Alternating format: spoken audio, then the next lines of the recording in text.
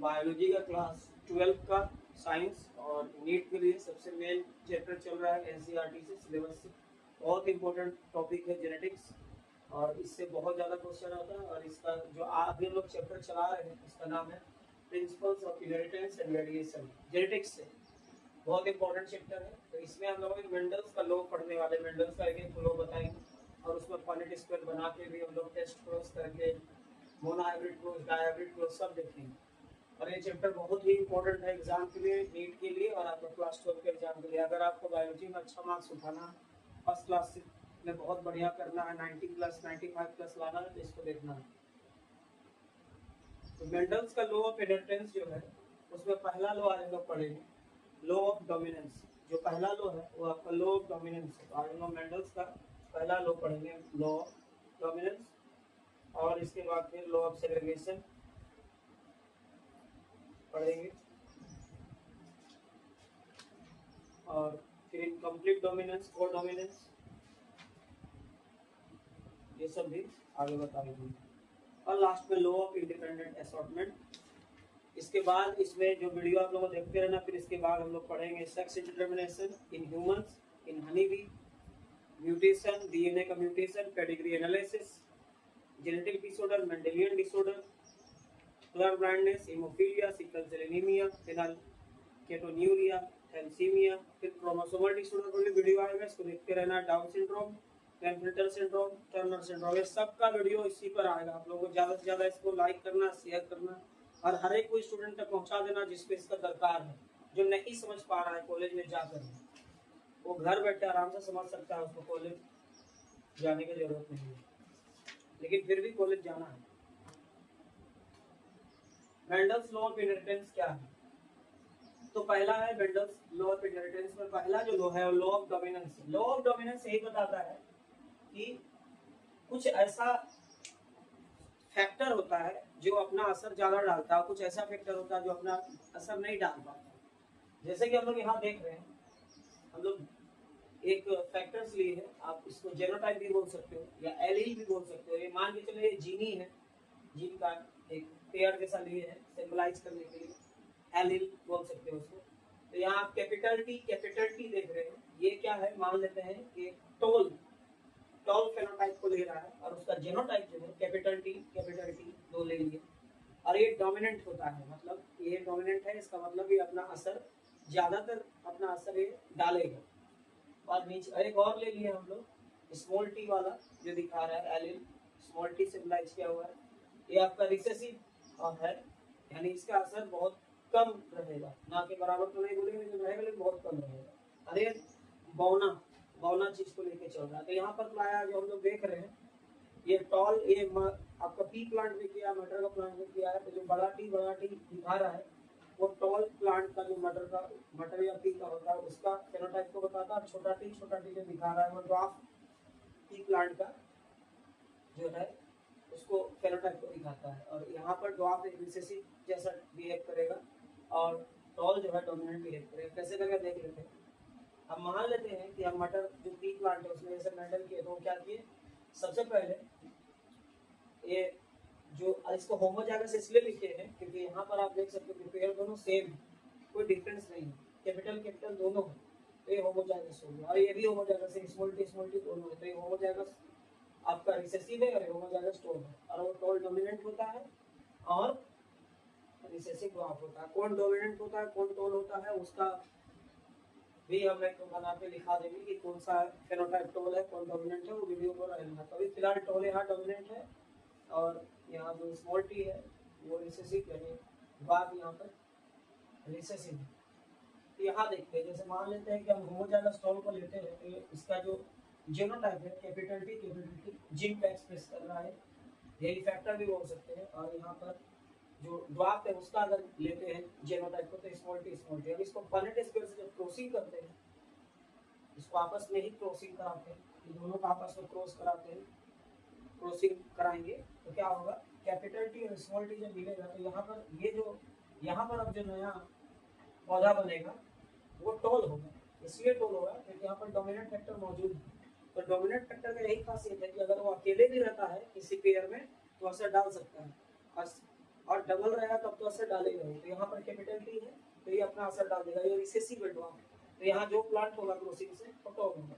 यहाँ पर भी कैपिटल टी और इससे मल्टीप्लाई करेंगे तो कैपिटल टी स्मॉल टी फिर से टॉल होगा, क्योंकि डोमिनेंट अभी भी वहाँ पे है, तो ये अपना असर डालेगा, स्मॉल टी रिसेसिव के असर नहीं असर डाल पाएगा। यहाँ पर भी रहने वाला कैपिटल टी फिर से टॉल होगा, और यहाँ पर भी कैपिटल टी। तो हम देखते हैं कि चारों बॉक्सेस में यानी 100% जो प्लांट है यहाँ पर अभी मटर का जो भी क्रॉसिंग से होगा, पहला जनरेशन जो बनाएगा F1 वो आपका सब टोल होगा, यानी F1 जनरेशन में सभी टोल होगा, और वहाँ पर डोमिनेंट जो है अपना असर दिखाएगा और रिसेसिव बिल्कुल नहीं दिखा पाएगा अपना असर। क्यों नहीं दिखा पाएगा? क्योंकि रिसेसिव अपना असर तभी दिखाता है जब पूरा का पूरा पेयर रिसेसिव वाला जीनोटाइप को रखे, यानी स्मॉल टी होना चाहिए। अगर स्मॉल टी है तो इससे जो बनेगा वो अपना ड्वार्फ वाला फेनोटाइप को एक्सप्रेस कर पाएगा। तो यहाँ पर सब टोल होगा, यानी यहाँ पर F1 जनरेशन में पूरी तरह से डोमिनेंट फैक्टर काम कर रहा है और रिसेसिव फैक्टर जो वो हाइड हो गया है। तो यहाँ ये मेंडल का एक्सपेरिमेंट था। इसके बाद मेंडल क्या किया, यहाँ जो मिला है ये सब हाइब्रिड है। हाइब्रिड का मतलब ये सब आपस में ये सब हाइब्रिड है, ये हाइब्रिड और हेटेरोजाइगस है। हेटेरोजाइगस मतलब इसका पेयर दोनों सेपरेट है, अलग अलग टाइप का जीन है, तो ये हेटेरोजाइगस है। और यहाँ पर अब क्या किया, अब इससे एक नया जनरेशन करने के लिए इसी को ही क्रॉसिंग करा देगा लोग आपस में, यही हाइब्रिड वाला टोल को ही करा देगा। तो फिर क्या होता है, यहाँ पर इसका एक कैपिटल फैक्टर, एक स्मॉल फैक्टर, एक कैपिटल स्मॉल, यानी एक टोल का फैक्टर। हाइब्रिड का मतलब हुआ इसमें एक टोल का फैक्टर है और एक रिसेसिव का फैक्टर है, लेकिन चूंकि टोल डोमिनेंट है इसलिए टोल डोमिनेंट का असर आता है और फेनोटाइप टोल होता है। और छोटा टी का फैक्टर रहने के बाद भी असर नहीं डाल पाता क्योंकि वो रिसेसिव है, लेकिन उसको अब हम लोग ले लिए, तो ये हाइब्रिड वाला लिए, ये टोल फैक्टर है और रिसेसिव फैक्टर इसमें भी है, टोल फैक्टर इसमें भी है, रिसेसिव फैक्टर इसमें भी है। अब इसको क्रॉसिंग कराएंगे तो कैपिटल टी तो टी हो गया, तो ये प्योर टोल हो गया। प्योर टोल क्योंकि इसमें दोनों का पूरा टोल वाला ही फैक्टर है, इसलिए प्योर टोल हो गया। अब यहाँ टोल है और ये स्मॉल टी है, बड़ा कैपिटल टी स्मॉल टी, यानी पर टोल फैक्टर भी है और रिसेसिव फैक्टर भी है। तो ये हाइब्रिड हो गया क्योंकि दो टाइप का फैक्टर मिक्स हो रहा है, दो टाइप का जीन, लेकिन ये टोल होगा क्योंकि यहाँ पर फिर से डोमिनेंस उसका देखने को मिलता है। पहले बताते अगर हाथ में भी डोमिनेंट फैक्टर है तो असर डालते हैं, तो ये फिर टोल होगा। यहाँ पर भी वही होगा, कैपिटल टी स्मॉल टी फिर डोमिनेंट वाला है, डोमिनेंट फीचर है यहाँ पर, तो आपको हम लोगों को पता है कि टोल डोमिनेंट होता है, टोल डोमिनेंट फिर इसको दबाएगा, फिर से इसका फेनोटाइप रिसेसिव, फिर से इसका फेनोटाइप जो है वो टोल होगा। तो यहाँ पर प्योर टोल, यहाँ पर हाइब्रिड टोल, यहाँ पर हाइब्रिड टोल, यानी फिर से टोल होगा। लेकिन लास्ट में देखेंगे स्मॉल टी यानी दोनों जीन जो है अब सेम टाइप का ही फैक्टर वाला है और दोनों रिसेसिव वाला है। रिसेसिव यहाँ पर जो है कौन सा फैक्टर है, ड्वार्फ करने वाला, बौना करने वाला। तो अभी जो प्लांट होगा वो बौना या नाटा होगा और ये प्योर ड्वार्फ होगा। इस तरह से देखते हैं कि जो F2 जनरेशन है यहाँ पर जो रेशियो आता है 3:1 का आता है मेंडल का, जहाँ पर 3 जो है वो टोल के तरफ है और ड्वार्फ 1 है। इसका मतलब हुआ कि अगर एक बॉक्सेस को हम लोग 25% मान के चले तो 75% टोल प्लांट होगा और 25% ड्वार्फ प्लांट होगा। अब हम लोग इसको समझाएंगे। अब देखो, अगर एग्जाम में मेंडल्स लॉ ऑफ इनहेरिटेंस में लॉ ऑफ डोमिनेंस आता है तो पहले आपको इसको लिखना है, फिर इस पे बनाना है नीचे में, तब पूरा फुल मार्क्स मिल जाएगा।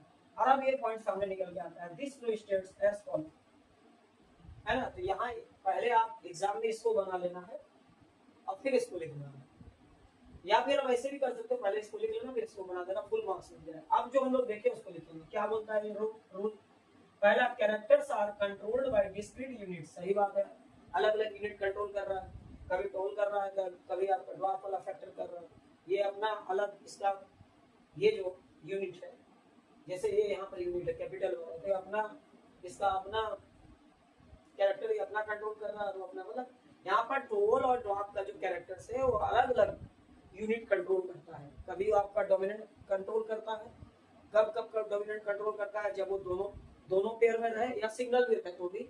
और रिसेसिव भी कंट्रोल करता है कब, जब दोनों पेयर में रहे। तो यही इसको बोलता है, इसको याद रखना एकदम ऐसी, characters are controlled by discrete units called factor. यही जो कैरेक्टर्स है उसको कंट्रोल करता है एक खास प्रकार का यूनिट, उसको हम लोग फैक्टर बोलते हैं। फैक्टर है एलील या जीन्स बोल सकते हैं। फिर फैक्टर्स ऑकर्स इन पेयर, हाँ हम लोग देख ही चुके हैं, ये फैक्टर सब पेयर में आ रहा है, इसमें आ रहा है, पेयर में आ रहा है, सब पेयर में आ रहा है, ठीक है। और ये जो हम लोग कर रहे हैं ये आपका सब मोनोहाइब्रिड क्रॉस है। मोनोहाइब्रिड क्रॉस है मतलब हम लोग ज्यादातर इसमें देखते हैं कि यहाँ पर या तो टोल या तो ड्वार्फ एक ही ट्रेड को लेके चल रहा है, एक ही जीन पर बात कर रहे हैं, तो इसीलिए मोनोहाइब्रिड क्रॉस है। आगे हम डायहाइब्रिड भी जानेंगे यहाँ पर। और इन ए डिसिमिलर पेयर ऑफ फैक्टर्स, जहाँ जहाँ डिसिमिलर पेयर का फैक्टर लगता है, one member of the pair dominates the other factor recessive. बोल रहा है कि इन ए डिसिमिलर पेयर, मान लीजिए डिसिमिलर पेयर है इस फैक्टर, तो यहाँ पर क्या हो रहा है, वन ऑफ फैक्टर एक अलग अलग है, हेटेरोजाइगस भी बोल सकते हैं। इन डिसिमिलर पेयर है, अलग अलग है पेयर में, डिसिमिलर इन डिसिमिलर पेयर मतलब इस पेयर में अलग अलग है pair of factor, one member of pair dominates, A dominant है, ये डोमिनेंट है, ये इसका ये जीन डोमिनेंट है, इसको ये रिसेसिव है। इस स्थिति में क्या होगा, ये जो टॉल है, ये ड्वार्फ का फीचर जो है उसको एक्सप्रेस करने नहीं देगा, अपने आप को एक्सप्रेस करेगा फेनोटाइप में, और हम लोग को दिखेगा भी टॉल। तो वही यहाँ पर बोल रहा है कि डिसिमिलर पेयर जब होता है, हेटेरोजाइगस भी बोल सकते हैं, और फैक्टर का डिसिमिलर पेयर है, one member of the pair dominates, एक मेंबर जो है पेयर का डोमिनेट होता है, एक मेंबर ऑफ पेयर जो है वो डोमिनेंट होता है, और वो डोमिनेट करता है, एक मेंबर डोमिनेट होता है और वो डोमिनेट करता है, मतलब वो अपना एक्सप्रेस करता है अगला को दबा के, उसको सबड्यू कर दे। और other factor recessive, other factor जो स्मॉल वाला या रिसेसिव है, वो एक्सप्रेस नहीं कर पाता, और तभी एक्सप्रेस कर पाएगा जब दोनों पूरा का पूरा पेयर में हो और होमोजाइगस हो। और डोमिनेंट फैक्टर जो होता है उसका क्या खासियत है, वो हेटेरोजाइगस और होमोजाइगस दोनों में अपने आप को एक्सप्रेस कर सकता है। तो इस तरह से अगर एग्जाम में लॉ डोमिनेंस आता है, मेंडल का, तो इस तरह से पूरा लिख देना, फुल मार्क्स मिल जाएगा। इसके बाद सारा लॉ हम बताएंगे। अब इतना को लिख लीजिए अच्छा से, और इस पर वीडियो को सब्सक्राइब करिए ताकि ऐसा वीडियो सब आगे वाले से मिले।